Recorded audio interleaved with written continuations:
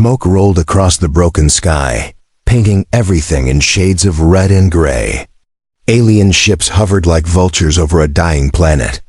The once busy cities of the outer colonies were now piles of cracked metal and shattered glass. Civilians screamed, soldiers ran. But none of them could stop what was coming. In the center of the chaos stood a tall human man. His name was Jaxon Holt. His arms were thick with muscle, his face cold and still like carved stone. He didn't carry a weapon. He didn't wear armor. To the aliens watching from above, he looked like nothing more than a brawler, a leftover. Piece of human muscle hired for heavy lifting. But Jaxon wasn't hired. He was stored. 3 weeks earlier, the planet hadn't been at war. It had been peaceful. Trade with the Zarkali Empire was strong. Humans and aliens lived together in cities under shared banners. The governors called it the Age of Unity. But unity was just a dream. Underneath, resentment brewed. Zarkali nobles believed humans were primitive. They thought Earthlings were only useful for mining, building, and protecting cargo. The nobles never knew what some humans had done in past wars. They never knew about the locked vaults beneath Colony Thera 7. And that's where Jaxon had been kept. He had volunteered. They said, volunteered to be frozen in case humanity ever needed its old weapons again. No machine, no armor. Just men. Built like tanks and trained like predators. Warriors from a time when Earth had to fight alone. No fancy tech. Just instincts, brutality, and unshakable discipline. The vault opened when the attack started. When Zarkali ships dropped from orbit and began vaporizing buildings. When the city's defense grid fell in minutes. When humans screamed into radios and begged for help that never came. Then, someone deep underground pushed a code into an old panel. The lights came on. The ice cracked. Jaxon Holt woke up. He didn't ask questions. He didn't panic. He just sat up, looked around, and said one word. Who's attacking? The scientists, who had never expected to activate him, could barely answer. But it didn't matter. Jaxon already understood. He had seen this pattern before in Earth's wars, in the long-forgotten battles on Luna, and in the silent rebellion of the Andromeda miners. A soft empire doesn't attack so loudly unless they're afraid of something. Within hours, Jaxon walked into the ruined streets. No armor, no rifle. Just old combat gloves with nano-steel knuckles. Civilians stared at him like he was a ghost. A girl cried near the broken wall of a shelter. He picked her up and handed her to a medic without a word. Then he looked at the sky. A Zarkali gunship floated low, scanning for survivors. Its beam locked on Jaxon. The cannon charged. People screamed. Jaxon didn't move. When the blast came, it hit the street right where Jaxon had stood. But he wasn't there anymore. He was already on the gunship. The crew didn't even see him climb. By the time they realized, the cockpit had shattered. One Zarkali pilot fell out, missing his jaw. Another was thrown through the engine bay. Jaxon stood alone on the burning wing, breathing slowly. His eyes were calm. His hands were stained green with alien blood. Down below, humans started whispering. Who is he? Was he built like that? No, he was made for something else. The whispers grew louder when the Zarkali generals saw the footage. They paused the invasion, just for a few minutes. Something didn't add up. A single human was moving through. Their lines like smoke through cracks. He wasn't fast like a machine, but he never missed. He wasn't armored, but he never got hit. And worst of all, he didn't seem surprised. Like he'd done this before. Like he'd been waiting. One general growled, "He's just muscle, a brute." Another whispered, "No, he's trained." But none of them knew the truth. Not yet. The truth was buried in Earth's files, hidden under black ink. Project Revenant. Classified beyond access. A small group of humans built in war. Men and women shaped by pain, cold, fire, and silence. Not cybernetic, not enhanced. Just the perfect storm of biology, brutality, and battlefield brilliance. They didn't fight for medals. They didn't follow speeches. They were tools, activated only when peace had already died. And now one of them was awake. Jaxon walked through the ruins like a shadow, taking nothing with him but the memory of every fallen child, every crushed family, and every human who had believed in peace. They thought he was just muscle, something to carry crates or stand at doors. But what they didn't know, what they couldn't know, was that this human wasn't born for peace. He was built for war. Ash still floated in the sky. Zarkali scouts had gone quiet, but everyone knew they were still watching. The invasion had not stopped, it had only paused. Somewhere high above, their warships were scanning every block, every street. They were looking for him. Jaxon Holt moved through the city like a storm dressed in silence. His shirt was torn. One arm bled from a fresh gash, but he didn't slow down. He didn't need orders. The war was speaking, and Jaxon understood its language better than anyone. Where others ran, he walked forward. Where others hid, he stepped into the open. A group of human survivors had been cornered near the transport hub. Zarkali drones hovered above them, their energy cannons ready to fire. Children screamed. A mother covered her daughter with her body. The aliens didn't hesitate. They had done this before on other planets. Always the same routine. Burn the weak. Break the spirit. Then control what's left. But they had never met Jaxon. He dropped into the middle of the drones like a falling star. No warning, no words. His foot crushed the first drone. His fist shattered the second. Sparks flew. The rest turned to fire too late. Jaxon ripped one drone from the air and hurled it into the others. Fire exploded. The force knocked nearby. Humans off their feet. When they looked up, the drones were gone. Nothing remained but melted metal and smoke. And the man who had done it all with his bare hands, a young medic whispered, "He's not normal." Another said, "He fights like a machine." But Jaxon wasn't a machine. He was more dangerous than that. Machines followed rules.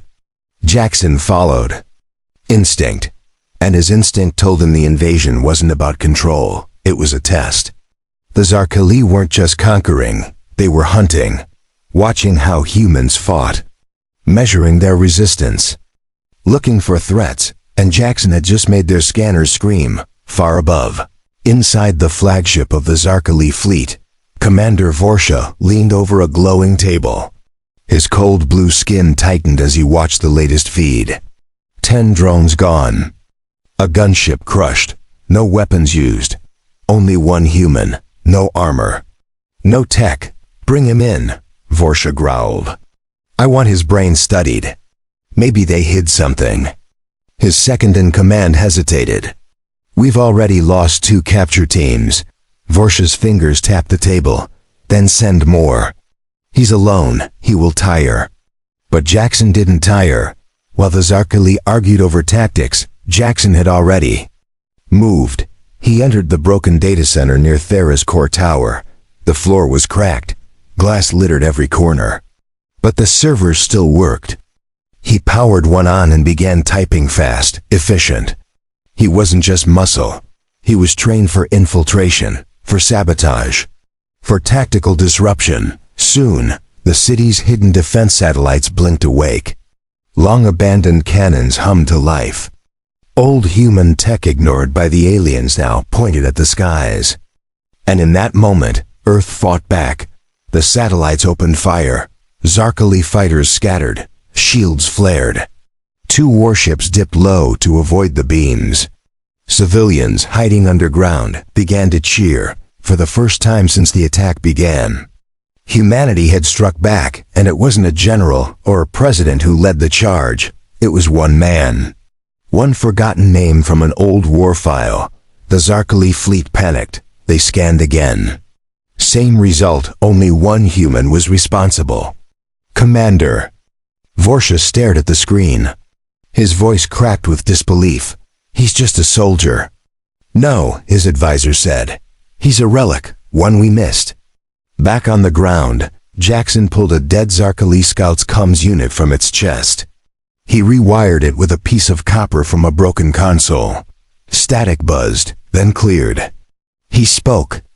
Calmly, "Tell your commander, you started a war with ants. But some ants bite." Then he crushed the device in his hand. In the command ship, everyone went still. The transmission had come directly through their private frequency. No human should have had access. No human should have known how to speak their command language. But Jaxon did. Because the last time the Zarkali Empire tried to test Earth, Jaxon had been there too. He had stood on a frozen battlefield while the sky burned. He had driven back monsters twice his size.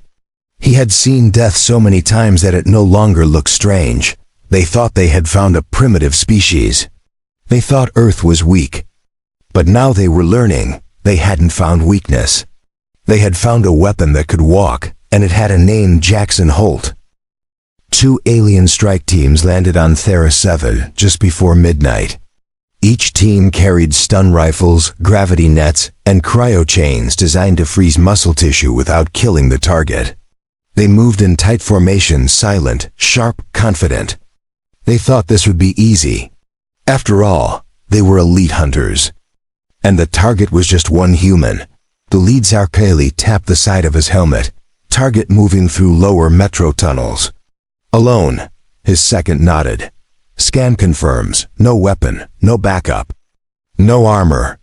They dropped into the tunnels, unaware that Jaxon was already watching them. The metro system had been abandoned for years.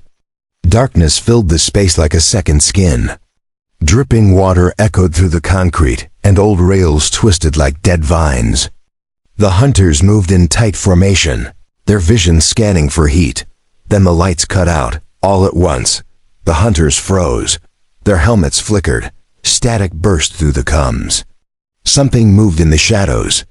A shape, fast, heavy, silent. Then a scream. One hunter vanished, dragged into the dark. No blast, no gunshot. Just silence, and then the wet sound of bones breaking. The rest opened fire, but they hit nothing. Their beams scorched stone walls. Another scream. Another gone. Then came the voice. "You came for muscle." Jaxon stepped from the dark. His body was covered in dirt and blood. A deep gash ran across his temple, but he didn't care. His fists were clenched. His breathing calm. "But I was built for war," he charged. One Zarkali lifted his weapon too slow. Jaxon hit him in the ribs, and the armor folded in like paper. The alien flew backward, slammed against the tunnel wall, and didn't move again. The last 2 hunters tried to run. They didn't make it far. By the time the second strike team arrived, the first team was gone. Only their broken gear remained. And one message, burned into the wall with a plasma torch: "Send more." Far above, Commander Vorsha watched the footage with shaking hands. "This isn't a soldier," he muttered. "This is something worse," his advisor spoke softly. "We searched Earth's files. We found a name.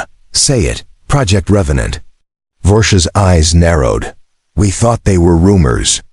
They were hidden for a reason." While the Zarkali struggled to understand what they had unleashed, humans on the ground were beginning to hope. People whispered about the man in the shadows, the weapon in human skin. Survivors called him the Revenant. A child in a shelter asked, "Is he real?" A medic answered, "He's more than real. He's why we're still alive." But Jaxon didn't care about being a symbol. He wasn't fighting for glory or fame. He had seen what happened when humans trusted peace. He had seen the cost. And now he moved like a ghost, tearing through enemy lines, disrupting supply chains, destroying outposts. Each night, he studied old Zarkali maps. Each morning, he struck. His mind was sharp. Every move was planned. This wasn't blind rage. This was trained violence, carved into his bones by years of war and sharpened by silence. Then something changed. Small ship crash-landed outside the colony ruins. It was human-made. Emergency beacons flared, weak and flickering. Jaxon arrived first. Inside the wreckage, he found a girl. Maybe 19, barely conscious. Her left leg crushed under metal. Blood covered her face. She looked up at him with blurry eyes and whispered, "You're him, aren't you?" He didn't answer. He just lifted the beam off her leg and carried her to shelter. He worked fast setting her leg, cleaning the wound, sealing it with a heat patch. She winced but didn't scream. She watched him with wide, careful eyes. "You're not just a soldier," she said. "You're the reason my ship made it this far. The only reason." He turned away, silent. "Why do you fight alone?" She asked. Jaxon paused. "Because the last time we fought together, we lost." The girl reached out and grabbed his wrist. "Then let us fight again." He looked down at her. In her eyes he saw no fear. Only fire, maybe the kind he once had. Before they locked him away, far in orbit, the Zarkali High Command argued. Some wanted to leave, others wanted to unleash their true weapons. But Vorsha knew one thing. They had awakened something buried deep in the bones of Earth, not just Jaxon, but everything he represented. The will to fight, the will to survive, the will to win. And now that fire was spreading across the ruins, more humans were rising. Not soldiers, not warriors, just people. Farmers, teachers, kids. And they all looked to one figure in the dust. One man with broken fists and unbreakable spirit. Jaxon Holt. The weapon they never should have touched. Asterisk. The city was changing. Where there had been fear, now there was fire. Where there had been silence, now there were voices. Hope had returned, and it wore the shape of a human weapon named Jaxon Holt. The girl he saved was named Mara. She could barely walk on her injured leg, but she didn't stop moving. She spread his story like wildfire through old radios, scratched tablets, and hidden channels. Survivors tuned in across the colony. They didn't need to see Jaxon to believe in him. He was proof that humans could still fight. That the Zarkali could still bleed. Within days, pockets of resistance formed. An old engineer rewired a railgun from a junkyard. A child painted Jaxon's face on a collapsed wall with the words, "Still human. Still here."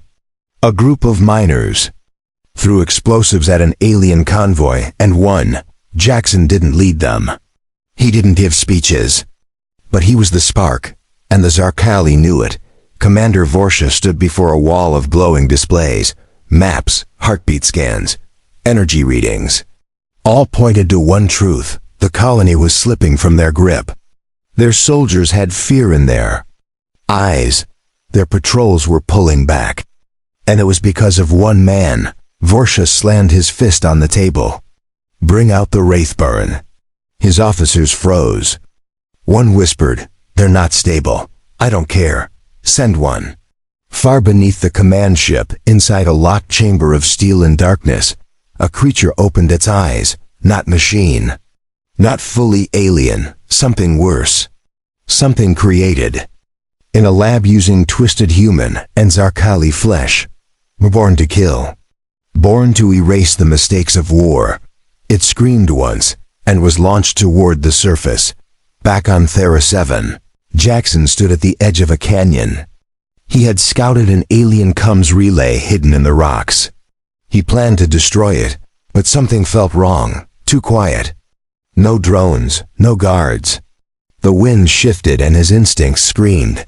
He stepped back just in time to dodge a blur of claws and teeth. The creature landed where he had stood. It was huge, twice his size.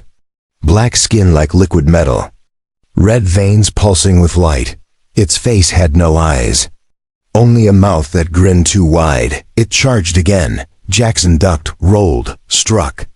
His fist connected with its chest, but the thing didn't flinch.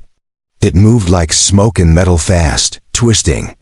Silent, it grabbed him and threw him across the rocks. He hit hard, ribs cracking. For the first time since waking up, Jaxon bled real blood. But he didn't stop. He stood. His breath was ragged, but his eyes were sharp. The creature hissed then. Lunged again. Jaxon sidestepped and grabbed its arm, twisting hard. Bones snapped. The creature screamed, but didn't fall. Instead, it laughed. Jaxon realized what it was. Not just a weapon. A message. The Zarkali had made this thing using pieces of him. Studying. Old DNA, copying techniques. Trying to make their own revenant. But they had failed.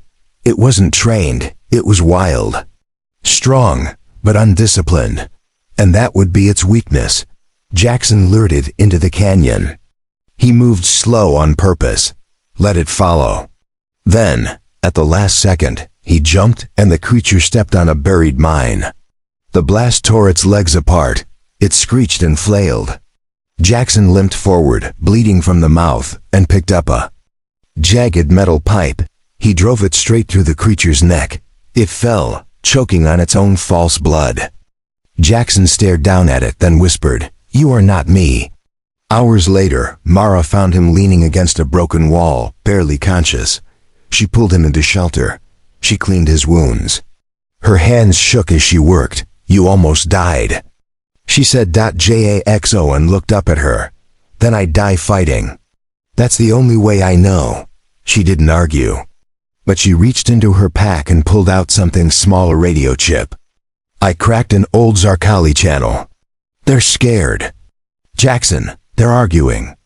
They thought the Wraithburn would kill you, but it didn't." He took the chip and listened. The alien voices were frantic. Arguing, panicking. Some wanted to retreat. Others wanted to burn the planet. Jaxon stared at the sky. They came here thinking humans were broken, soft, done. He closed his fist. Blood ran between his fingers. "But we're not broken. We're sharpening." That night, a signal echoed through every hidden speaker on the planet. Jaxon's voice, calm, strong, alive. "You thought I was just muscle. You were wrong." The voice spread through every human camp, every alien ship. The Zarkali couldn't silence it, couldn't jam it, couldn't stop it. "You started this war thinking we would beg, that we would kneel, but now you see us, now you know." He paused. "We are not done, and I am not alone."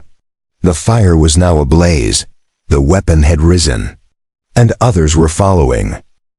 A storm of light rose over Thera 7 as the sky cracked with fire. Human resistance had spread beyond the ground. The old spaceports, once silent and overgrown with vines, were alive again. Mechanics worked day and night, rebuilding ancient shuttles. From the bones of forgotten wars. Miners from the northern canyons brought explosive minerals. Engineers from deep tunnels welded weapons onto rusty wings. Jaxon stood at the edge of the launch bay, his chest still bandaged, his knuckles raw. His eyes stayed locked on the heavens. He wasn't built for flying. He was made for the ground. But even he knew this fight was no longer only on the soil. Zarkali warships circled the planet like chains of steel. They believed the humans would stay below. They thought Jaxon's resistance was limited to tunnels and rubble. They had no idea what Earth's old programs had hidden in orbit. Mara approached, wearing a patched-up flight suit. "We found it," she said. "Vault Kilo 4. It's real." Jaxon turned to her slowly. "And the payload?" Her voice lowered. "Still active. Still deadly." The payload was called Black Echo, not a bomb. Not a virus, something worse. A signal that made alien tech lose control. A pulse that had ended entire battles with no shot fired. It was built in secret, banned by every treaty, then locked away when peace was declared. Now they were going to launch it. 3 fighters, held together with salvage and willpower, raced toward the stars. Jaxon rode inside the lead ship, his hand resting on the release switch. His heart was steady. He had faced monsters on the ground. Now he would strike monsters in the sky. The Zarkali saw them coming. Alarms screamed. Drones launched. Laser fire. Cut through the black. One ship exploded. The second caught fire. Jaxon's ship was hit, engine sputtering. But he didn't turn back. He aimed directly at the central warship, the same one that had fired the first shot at Thera 7. The one where Commander Vorsha waited, watching the screens in disbelief. One human ship was breaking through. One human. Weapon was still rising. Destroy it, Vorsha barked. But it was too late. Jaxon flipped the switch. The signal pulsed. It spread like a scream through the vacuum. Zarkali systems flickered. Lights died. Engines froze. The great warship shuddered as its own weapons turned off mid-fire. Inside the confusion, human shuttles carrying rebel fighters launched from the surface. They boarded stunned enemy vessels, taking back control room by room. Humans who once hid in caves were now storming ships in space. And Jaxon was at the front. He crashed through the hull of Vorsha's ship using the stolen boarding pod. The airlock hissed. Alarms howled. Zarkali guards aimed rifles. Jaxon moved faster than their fear. His fists broke bones. His feet crushed helmets. His roar echoed through metal walls. Then he found Vorsha. The alien stood in the command room, armed with a plasma blade and pride. His guards lay in pieces. His ship burned from within. But he didn't run. You were supposed to be extinct. Vorsha growled. Jaxon stepped closer, every part of him burning with purpose. You made one mistake. Vorsha raised his blade. And what was that? Jaxon answered without blinking. You left one weapon behind. The fight was short. Brutal. Jaxon took hit-steep ones. But Vorsha couldn't match the fury in his bones.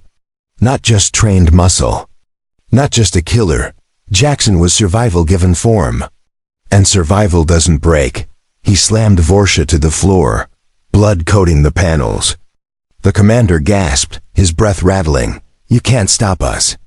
You're just one human.